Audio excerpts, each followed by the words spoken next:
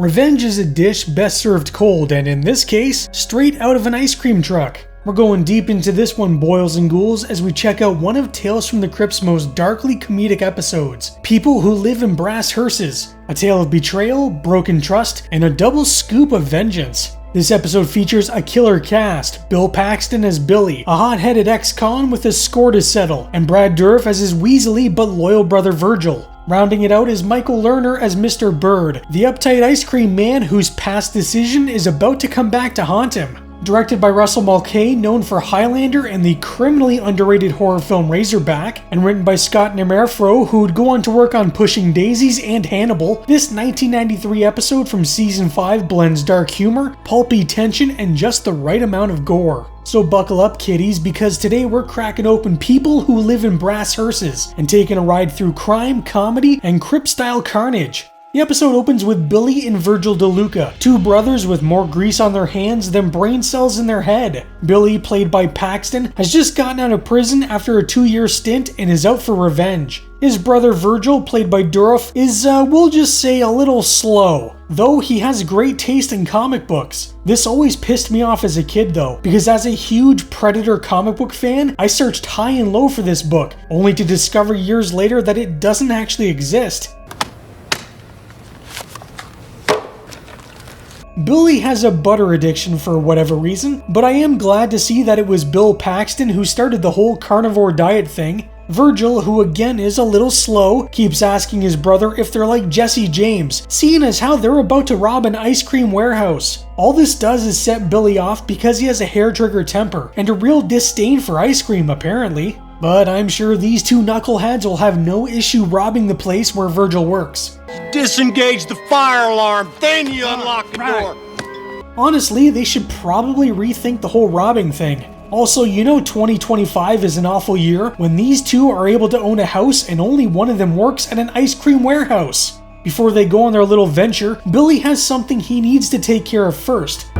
Some things never change no matter how long you've been away. And that something seems to be a little issue he has with the local ice cream man. You know, I also have an issue with this particular ice cream man because his hand puppet sounds an awful lot like Leonardo from the Ninja Turtles. Hey, Mr. Bird, it looks like all our friends want ice cream. Shredder could show up anytime, any place. Mr. Bird does the classic drink something while his puppet talks, but is interrupted by Billy, who has a bit of a bone to pick with him. I also like how he pushes himself ahead of all the kids waiting for the ice cream. Me, I was your bird. It turns out Billy here used to be an associate of Mr. Bird's. That is until Mr. Bird ratted him out and got him thrown in prison. Hurry it up, butthead.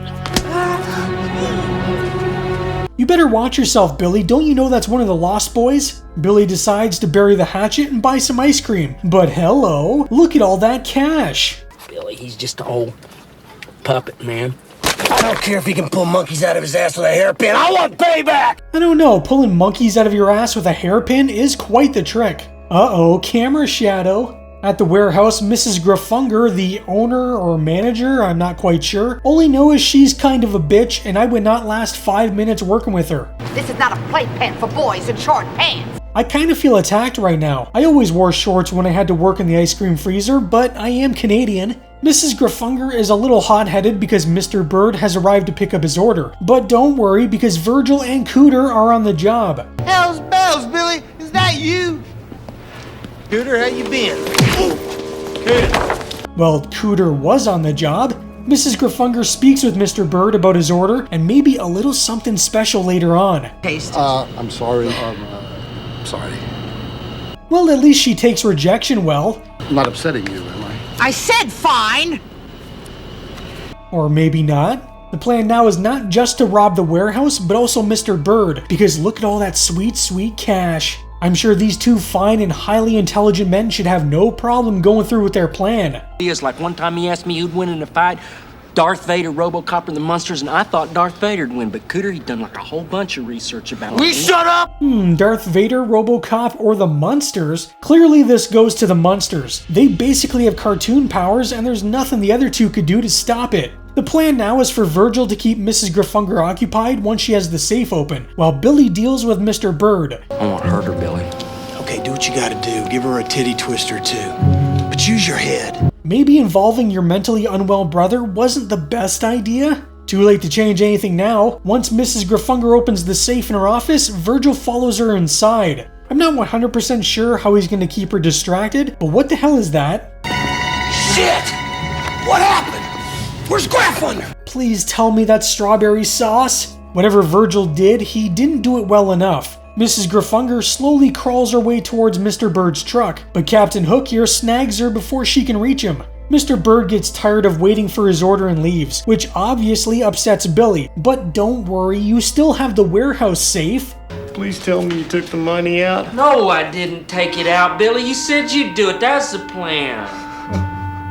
Alright, well, shit. Since they lost out on the real score, they're at least gonna get something. So it's time to rob Mr. Bird's house. It shouldn't be too difficult, he's just a lowly ice cream man. Show him we got ways of making him talk. Right, Billy? Why does he keep on letting his brother do things? Well, since Mr. Bird lost half his head, he can't exactly tell them where the money is, so they've got to go searching. I never would have guessed the ice cream man would keep all his money in ice cream containers. These two brothers are set for life now, but wait, where's Virgil? That idiot just shot his brother, didn't he? Wait, Mr. Bird's still alive? We just watched him lose half his head. Well now, Billy's lost part of his leg and Virgil is dead. But what about Mr. Bird? Look what you've done! Look what you've done!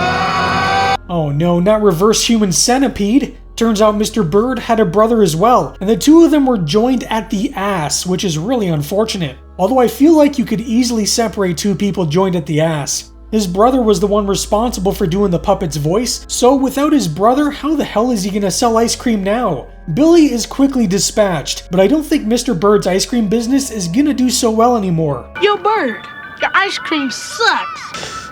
And you smell too. Somebody please get that stick of butter away from that kid. He's not wrong about the smell though, it's gotta smell like hot death in that truck. People Who Live in Brass Hearses is based on the story of the same name found in Vault of Horror number 27. Written by Al Feldstein and Bill Gaines, with artwork by Jack Davis. The cover art by Johnny Craig features some disgusting amorphous blob as it eats everything around it. Clearly they never saw the movie The Blob, because guns wouldn't work, stupid.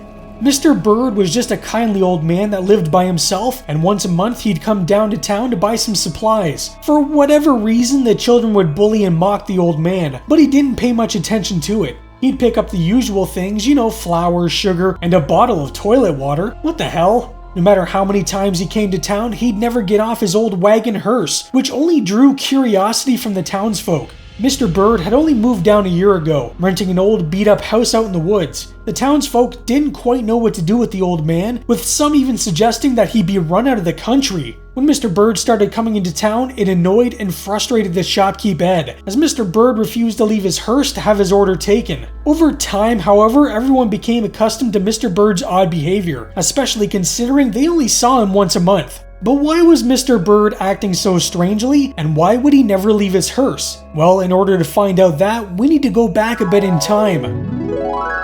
Before Mr. Bird even owned the hearse, he lived alone in a cabin in a completely different county. One day, two men came knocking at his door. Two men who didn't know who Mr. Bird was, and two men who were wanted by the law. The two men figured this would be a good spot to hide out while the heat died down, and Mr. Bird told them they could come in. The men claimed their car had broken down and were in need of help. But as soon as the baying of the bloodhounds began, the men knew they were in trouble. They told Mr. Bird to shut up or they were going to cut his throat. The sheriff knocked on the door and old Mr. Bird told him that he hadn't seen any strange men around these parts. Once the sheriff left, Mr. Bird told the men that they could leave now, but instead they shot him dead because they're not going anywhere. The two men dug a hole outside to bury Mr. Bird, but to their shock when they came back inside, he was still alive and carrying a double-barreled shotgun. The men were confused because they know they killed him, but what they didn't know was that they killed his twin, his Siamese twin. Mr. Bird tied the men's hands together so they could feel the helplessness that the Bird brothers felt. He then pushed the men into the dug grave and began to bury them alive. With each shovel of dirt, the men choked as the earth began to fill their lungs. All the while, all Bird could do was smirk and laugh. And this is why Mr. Bird never left his hearse. It hides the disgusting rotting corpse of his still attached brother. People Who Live in Brass Hearses is a really fantastic episode, and it's all because of the performances put in by Bill Paxton and Brad Dourif. These two have great chemistry and work so well as brothers. I honestly think you could have these two together in any role and they would make it work. If you're a fan of horror, then you know Brad Dourif as the voice of Chucky from the Child's Play series. There's actually a brief scene where Brad can be heard doing the iconic Chucky laugh, but it's kind of in the background, so you might miss it if you're not paying attention.